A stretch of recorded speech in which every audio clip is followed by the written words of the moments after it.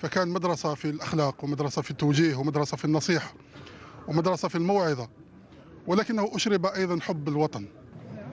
من علماء الجزائر وحبر من أحبارها، وأستاذ من أساتذة الفقه الإسلامي، من أساتذة الجامعة وأساتذة الشريعة، ومجاهد. علم من أعلام الجزائر وخيرة من خيالها.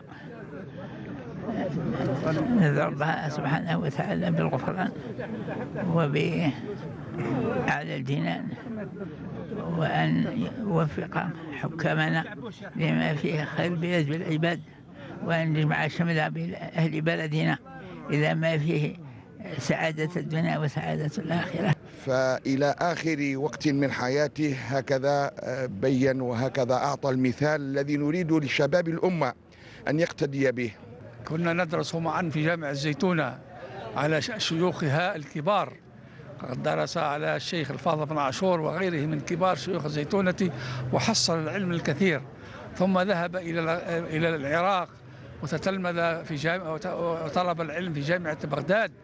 كان يعتبر أمة، كما قال الله عز وجل: إن إبراهيم كان أمة.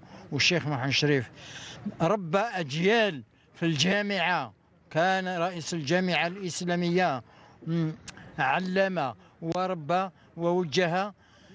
ربي إن شاء الله يرزقه بالفردوس الجنان ورحمه الله.